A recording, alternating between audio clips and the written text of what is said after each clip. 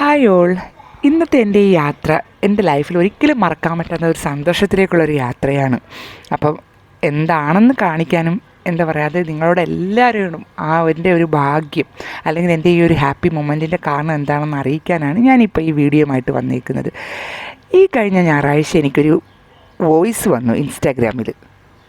Hi, സൂഫി ഫസ്ലു ആണ്. ഞാൻ ഇപ്പൊ ചിറ്റിലപ്പള്ളി ജ്വല്ലേഴ്സിലുള്ള ഞാനും ഷെമിയുണ്ട്. ഷെമി ഒരു ഹായ് പറഞ്ഞേക്കൂ. ഹായ് സൂഫി.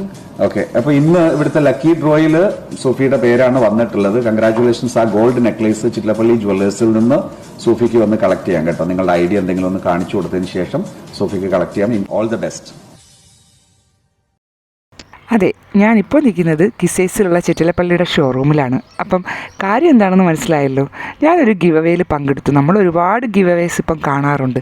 കുട്ടിക്കാലം മുതലേ നമ്മൾ ഭാഗ്യക്കുറികൾ അല്ലെങ്കിൽ ലക്കി കൂപ്പൺസ് ഒക്കെ കാണുന്നുണ്ട്. ഇപ്പം വർഷങ്ങൾ 2024 വന്നെത്തിയപ്പോൾ ഗിവ് അവേ ആയിട്ടാണ് നമ്മൾ നമ്മുടെ ഭാഗ്യം പരീക്ഷിക്കുന്നത്. അങ്ങനെ ഞാനും ചുമ്മാ ഒരു ഗിവ് അവേയിൽ പങ്കെടുത്തതാണ്. അതിൻ്റെ റിസൾട്ടാണ് നിങ്ങളിപ്പോൾ കേട്ടത്. അപ്പം എൻ്റെ കസിൻസും കൊണ്ട് കൂടെ ഞങ്ങളെല്ലാം ആയിട്ട് ഈ ഗിഫ്റ്റ് മേടിക്കാൻ വേണ്ടിയിട്ട് ചിറ്റിലപ്പള്ളിയുടെ ഷോറൂമിൽ നിൽക്കുകയാണ്. അപ്പം കുറച്ച് ഫോർമാലിറ്റീസും കാര്യങ്ങളൊക്കെ ഉണ്ടായിരുന്നു. അപ്പം കൂട്ടത്തിൽ ഹെസുവിന് ഒരു കമ്മൽ മേടിക്കണമായിരുന്നു. ഹെസുവിൻ്റെ കമ്മൽ ഒന്ന് മിസ്സായിരുന്നു. അപ്പം കുറച്ച് ദിവസമായിട്ട് ഹെസു കമ്മലില്ലായിരുന്നു. അപ്പം നമ്മൾ ആ കൂട്ടത്തിൽ ഹെസുവിനൊരു കമ്മലും കൂടെ നോക്കിയതാണ്ടേ. അങ്ങനെ അവൾക്ക് ചേരുന്നൊരു കമ്മലെടുത്തു. പിന്നെ അത് കഴിഞ്ഞിട്ട് അവർ അനൗൺസ് ചെയ്ത പോലെ ഞങ്ങൾക്ക് ആ ഒരു ഗിഫ്റ്റ്, ഒരു ഗോൾഡ് നെക്ലേസാണ് സമ്മാനമായിട്ട് കിട്ടിയത്. എന്താ പറയുക, ഒരുപാടധികം സന്തോഷമുണ്ട്.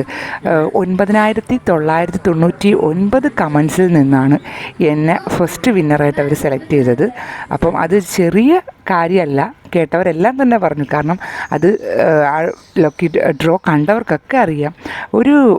ഒരു റെയറായിട്ടുള്ളൊരു ലക്കി ഡ്രോ തന്നെയായിരുന്നു. അപ്പോൾ നമ്മൾ അങ്ങനെ ആ ഗിഫ്റ്റ് മേടിച്ചിട്ട് ജ്വല്ലറിയിൽ നിന്ന് ഇറങ്ങി. വളരെയധികം സന്തോഷമുണ്ട്. എനിക്ക് അതെൻ്റെ മുഖത്ത് കാണാനും ഉണ്ട്. എന്താണ് എനിക്ക് പറയേണ്ടത് എനിക്കറിയില്ല. അപ്പം നമ്മൾ 2-3 റിലേറ്റീവ്സ് കൂടി ഉണ്ടായിരുന്നു.